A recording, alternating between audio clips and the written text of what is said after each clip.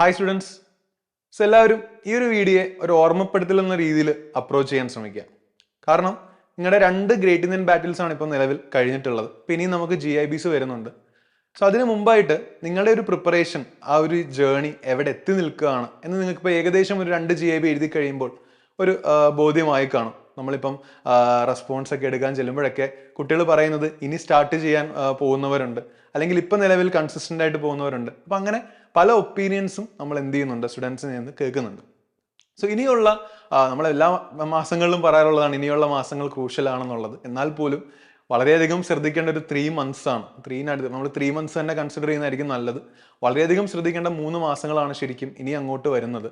കാരണം ഫസ്റ്റ് ഷിഫ്റ്റാണ് നമ്മളെ സംബന്ധിച്ചിടത്തോളം ഏറ്റവും പ്രാധാന്യത്തോടെ നിങ്ങൾ ഫോക്കസ് ചെയ്യേണ്ടത്. ഈ ഫസ്റ്റ് ഷിഫ്റ്റിലേക്കുള്ള ടൈം വളരെയധികം കുറഞ്ഞുകൊണ്ടിരിക്കുകയാണ്.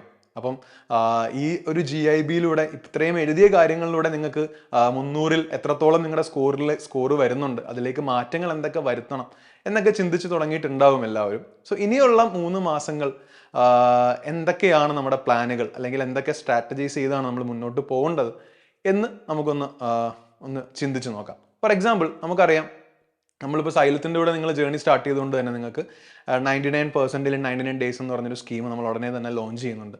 സിമിലർലി നമുക്ക് ലാസ്റ്റ് മിനിറ്റ് റിവിഷൻ പ്ലാൻ പോലെയുള്ള പരിപാടികൾ, ദാറ്റ് ഈസ് എൻഡ് ഗെയിം പോലെയുള്ള പ്രോഗ്രാംസ് നമുക്ക് എക്സാമിന് അനുബന്ധമായിട്ട് വരുന്നുണ്ട്. സോ അതിന് മുമ്പായിട്ട് നിങ്ങളിപ്പോൾ ചെയ്യേണ്ടത് കൺസെപ്റ്റ്സ് പഠിക്കുക എന്നുള്ളത് തന്നെയാണ്. ഇപ്പം നിങ്ങൾക്ക് അറിയാം JEE സംബന്ധിച്ചിടത്തോളം കൺസെപ്റ്റ്സ് ആർ വെരി ഇമ്പോർട്ടൻറ്റ്. അപ്പോൾ അത് പഠിക്കാനുള്ളൊരു സമയം ശരിക്കും ഇനി അങ്ങോട്ട് വരുന്ന ഈ മാസങ്ങളിൽ നമുക്ക് കൺസെപ്റ്റ്സ് നല്ല പ്രോപ്പറായിട്ട് ഓറിയൻറ്റ് ചെയ്യണം. എന്നാൽ മാത്രമേ കൂടുതൽ ചോദ്യങ്ങൾ നമുക്ക് ആ 99% സമയത്തും LMRPൻ്റെ സമയത്തും പഠിക്കാൻ പറ്റുള്ളൂ. ഫോർ എക്സാമ്പിൾ ആയിട്ട് ഒരു കാര്യം പറയാം. അതിപ്പോൾ നമുക്കറിയാം ഇലക്ട്രിക് ഫീൽഡ് വോൾട്ടേജ് അല്ലെങ്കിൽ പൊട്ടൻഷ്യലും ഡിസ്റ്റൻസും, അല്ലെങ്കിൽ E = -dV/dr എന്ന് നിങ്ങൾക്കറിയാം. സോ അതിൽ നിന്ന് വളരെ ആപ്ലിക്കേഷൻ ആയിട്ട് ചോദിക്കുന്ന ഒരു ചോദ്യം ഞാൻ ഒരു എക്സാമ്പിൾ ആയിട്ട് പറയാം. E = ΔV/ΔX എന്ന് എഴുതാം. അതിൽ എനിക്ക് പൊട്ടൻഷ്യലിന് ΔV = E.dx എന്ന് എഴുതാം. സോ അവിടെ ഒരു എക്സാമ്പിൾ ചോദിച്ച JEEയുടെ 2019 ചോദിച്ചൊരു ചോദ്യം പറയാണ്. ഇനിഷ്യൽ പൊട്ടൻഷ്യലും ഫൈനൽ പൊട്ടൻഷ്യലും തന്നു, എന്നിട്ട് റേഡിയസ് വെക്ടർ 60 ഡിഗ്രി വരുമ്പോഴുള്ള പൊട്ടൻഷ്യൽ ഏതാണെന്നാണ് ചോദ്യം. സോ നമ്മൾ സാധാരണ പൊട്ടൻഷ്യലിലെ ചോദ്യങ്ങൾ ജസ്റ്റ് ഡെറിവേറ്റീവ് എടുത്ത് ചെയ്യുന്ന രീതിയാണ് ഫോളോ ചെയ്തു പോയത്. അതിൽ നിന്ന് വ്യത്യസ്തമായിട്ട് ചോദിച്ചൊരു ആപ്ലിക്കേഷൻ ചോദ്യമായിരുന്നു. പക്ഷെ അവിടെ ആ 60 ഡിഗ്രി നമ്മൾ എംപ്ലോയ് ചെയ്യുന്നത് നമ്മൾ E = ΔV/ΔX or ΔV = E.dx എന്ന കൺസെപ്റ്റ് വഴിയാണ്. കാരണം E.dx എന്ന് പറഞ്ഞാൽ EDX cos θ ആണ്. അവിടുന്ന് cos θയും അതേപോലെ EDXന്റെ വാല്യൂ വെച്ച് നമുക്ക് ഉത്തരത്തിലേക്ക് എത്താം. സോ അതുകൊണ്ടാണ് പറയുന്നത്, ഇപ്പം നമ്മളൊരു കണ്ടീഷനോ കേസോ പഠിക്കുമ്പോൾ അതിൻ്റെ ഉള്ളിലുള്ള കൺസെപ്റ്റും കൂടെ അറിഞ്ഞിരുന്നാലേ നമുക്ക് കൂടുതലായിട്ട് ഫോക്കസ് ചെയ്യാൻ പറ്റുള്ളൂ. സോ ഈ സമയം നിങ്ങളുടെ ടൈം ടേബിൾ അനുസരിച്ച് നിങ്ങളുടെ ക്ലാസ്സുകൾ വരുന്ന സമയത്ത് ഒരിക്കലും ക്ലാസ്സുകൾ മിസ്സാക്കരുത്. ആ ക്ലാസ്സുകളിൽ നമ്മൾ ചെയ്യുന്ന DPPയും അതിൻ്റെ ബേസിൽ നിങ്ങൾക്ക് വരുന്ന ടെസ്റ്റുകളും നിങ്ങൾ ഈ ഒരു ടൈമിൽ ഒരിക്കലും മിസ്സാക്കാൻ പാടില്ല. കാരണം അതിലാണ് നമ്മൾ കൂടുതലായിട്ടും കൺസെപ്റ്റ് ഓറിയൻറ്റഡ് ആയിട്ട് എന്ത് ചെയ്യുന്നത്, പഠിക്കുന്നത്. സോ അതാണ് നിങ്ങളുടെ first plan. Don't miss your classes. ഓരോ ക്ലാസ്സുകൾക്കും അതിൻ്റെതായ പ്രാധാന്യത്തോടെ തന്നെ അപ്രോച്ച് ചെയ്യാൻ ശ്രമിക്കുക. നെക്സ്റ്റ്, ഇതിൻ്റെ കൂടെ നിങ്ങൾ കൊണ്ടുപോകേണ്ട റിവിഷൻ സ്ട്രാറ്റജിയാണ്. റിവിഷൻ സ്ട്രാറ്റജി എന്ന് പറയുമ്പം ശ്രദ്ധിക്കേണ്ട ഒരു കാര്യം, നമുക്കറിയാം നമ്മളിപ്പോൾ ഇത്രയും ചാപ്റ്ററുകൾ ഇത്രയും കംപ്ലീറ്റ് ചെയ്തിട്ടാണ് GIB 2 കണ്ടക്ട് ചെയ്തത്. സോ ഇത്രയും കഴിഞ്ഞ ചാപ്റ്ററുകളിൽ നിങ്ങളുടെ റിവിഷൻ പ്ലാൻ എങ്ങനെയായിരുന്നു, അതിൽ നിന്ന് എന്തൊക്കെ മാറ്റങ്ങൾ വരുത്തണമെന്ന് ആലോചിച്ച് നോക്കുക. ഫോർ എക്സാമ്പിൾ, ഇനിയും എനിക്കിത് സ്റ്റാർട്ട് ചെയ്യാൻ പറ്റിയിട്ടില്ല, അല്ലെങ്കിൽ ഞാൻ ഇങ്ങനെ ഒരു അവസ്ഥയിൽ നിൽക്കുകയാണെങ്കിൽ നിങ്ങൾ ഫസ്റ്റ് ചെയ്യേണ്ടത് കഴിഞ്ഞ ചാപ്റ്ററുകളുടെ എല്ലാം നിങ്ങൾ പഠിച്ച നിങ്ങളുടെ നോട്ട്സ് അനുസരിച്ച് ഒരു പ്രോപ്പർ ഇക്വേഷൻ ബുക്ക് റെഡിയാക്കുക. ആ ഇക്വേഷൻ ബുക്ക് അനുസരിച്ച് വേണം ഇനി നിങ്ങൾ മുന്നോട്ട് നീങ്ങാൻ. കാരണം ഇനി നിങ്ങൾക്ക് പിന്നെയും പോയിട്ട് ആ പഴയ ചാപ്റ്ററുകൾ പഠിക്കാൻ ചിലപ്പോൾ സമയം കിട്ടിയെന്ന് വരില്ല. സോ അതുകൊണ്ട് നിങ്ങൾ പഠിച്ച കൺസെപ്റ്റുകൾ റഫിലൊക്കെ നോട്ട് ചെയ്തിട്ടുള്ളതും അല്ലെങ്കിൽ സ്ലൈഡുകൾ നോക്കിയുള്ള കാര്യങ്ങളെല്ലാം വെച്ച് ഒരു ബ്രീഫ് കൺസെപ്ഷ്യൽ ആയിട്ടുള്ള ഒരു ഇക്വേഷൻ ബുക്ക് പ്രിപ്പയർ ചെയ്യുക. ആ ഇക്വേഷൻ ബുക്ക് ഉപയോഗിച്ച് നിങ്ങൾ 99% തുടങ്ങുന്നതിന് മുമ്പ് വരെ ഈ പറഞ്ഞ ചാപ്റ്റേഴ്സ് എല്ലാം വൈകുന്നേരങ്ങളിൽ റിവൈസ് ചെയ്യാൻ ശ്രമിക്കുക. ഓക്കെ, അപ്പം അതിനു വേണ്ടി ഒരു 2 hours റിവിഷന് വേണ്ടി മാക്സിമം നിങ്ങൾ എന്ത് ചെയ്യണം, സ്പെൻഡ് ചെയ്യണം. അറ്റ്ലീസ്റ്റ് 1.5 hour എങ്കിലും ഒരു സബ്ജക്റ്റിന് വേണ്ടി സ്പെൻഡ് ചെയ്യണം. അത് നിങ്ങൾക്ക് അത് ഏത് സമയമാണ് അത് ഉപയോഗപ്പെടുത്താം. ഒന്നെങ്കിൽ ഫിസിക്സും കെമിസ്ട്രിയും വൈകുന്നേരങ്ങളിലും നേരത്തെ രാവിലെ എണീറ്റ് നിങ്ങൾക്ക് വേണമെങ്കിൽ മാത്സും പ്രിപ്പയർ ചെയ്യുന്ന രീതിയിലാക്കാം. അത് നിർബന്ധമായും കൊണ്ടുപോകണം. കാരണം ചാപ്റ്റർ ഇപ്പം നിങ്ങൾക്ക് റിവിഷൻ സമയത്ത് തന്നെ ടഫറായിട്ടുള്ള ചാപ്റ്റേഴ്സ് തന്നെ റിവൈസ് ചെയ്താൽ മതിയോ. ഇൻ കേസ് നിങ്ങൾക്ക് കുറച്ച് ചാപ്റ്റേഴ്സ് ഇപ്പോൾ കെമിസ്ട്രിയിലൊക്കെ കുറച്ച് ടോപ്പിക്സ് എളുപ്പമാണെങ്കിൽ നിങ്ങൾക്ക് വേണമെങ്കിൽ അതിനെ മാറ്റി വയ്ക്കാം. ആ സമയങ്ങളിൽ ഇപ്പോൾ പഠിച്ചു പോകുന്ന ചാപ്റ്റേഴ്സിൻ്റെ കൂടുതൽ ക്വസ്റ്റ്യൻസ് ചെയ്യാൻ വേണ്ടി നിങ്ങൾക്ക് യൂസ് ചെയ്യാം. സോ അതുകൊണ്ടാണ് നിങ്ങളൊരു ഫുൾ ഡേ നിങ്ങൾ എൻഗേജ് ആയിട്ടിരിക്കേണ്ട സമയങ്ങളാണ് ഈ വരുന്നത്. അപ്പോൾ ക്ലാസ്സുകൾ കാണുന്ന സമയത്ത് നിങ്ങൾ ഓൾറെഡി എൻഗേജ്ഡ് ആയിരിക്കും.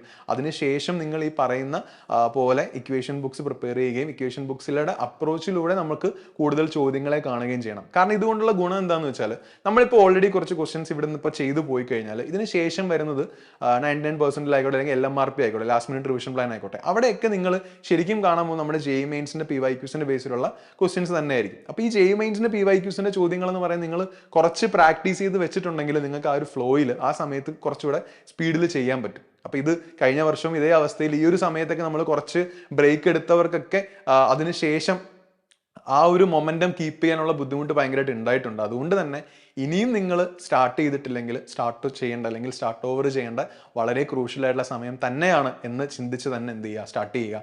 ഇനി നമ്മളുള്ള മുമ്പിൽ ഉള്ള ദിവസങ്ങളെന്ന് പറഞ്ഞാൽ അവധി ദിവസങ്ങളല്ല, നമ്മളെ സംബന്ധിച്ചിടത്തോളം വളരെയധികം ഫോക്കസ്ഡ് ആയിട്ട് പഠിക്കേണ്ട സമയങ്ങളാണ്. അപ്പോൾ അതിൽ തന്നെ നിങ്ങൾക്കിപ്പം ഇടയ്ക്കിടയ്ക്ക് ഒരാഴ്ചയിൽ ഒരു വീക്ക്ലി ടെസ്റ്റ് അല്ലെങ്കിൽ ഒരു മോക്ക് എക്സാം നിങ്ങൾക്ക് അറ്റൻഡ് ചെയ്യാം.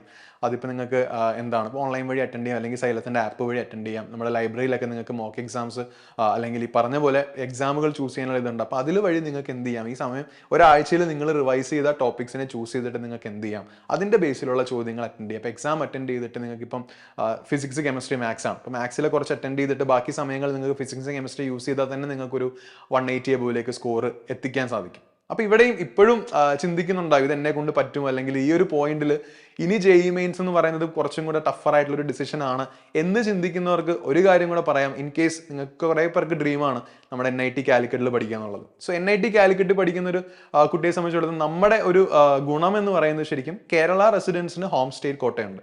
അതായത് മൊത്തം സീറ്റുകളിലെ 100%-ൽ 50% ഹോം സ്റ്റേറ്റ് കോട്ടയ്ക്ക് റിസർവ്ഡ് ആണ്. 50% ഹോം സ്റ്റേറ്റ് കോട്ടയുടെ റിസർവേഷൻ എന്ന് പറയുമ്പോൾ നമുക്ക് റൗണ്ട് 5 അതായത് ഓൾ ഇന്ത്യ ജോസ കൗൺസിലിങ്ങിൽ കഴിഞ്ഞ വർഷത്തെ റൗണ്ട് 5 അനാലിസിസ് നമുക്കൊന്ന് നോക്കാം. ഫോർ എക്സാമ്പിൾ, എല്ലാവരും ഏറ്റവും കൂടുതൽ ഡിമാൻഡ് ആയിട്ടുള്ള എഞ്ചിനീയറിംഗ് എന്ന് പറഞ്ഞാൽ കമ്പ്യൂട്ടർ സയൻസ് ആൻഡ് എഞ്ചിനീയറിംഗ് ആണ്. സോ ഈ computer science and engineering open state കോട്ടയിൽ ശരിക്കും കാലിക്കറ്റിൽ റൗണ്ട് 5 ക്ലോസിംഗ് റാങ്ക് എന്ന് പറയുന്നത് 9271 ആയിരുന്നു ഹോം സ്റ്റേറ്റ് കോട്ടയിൽ.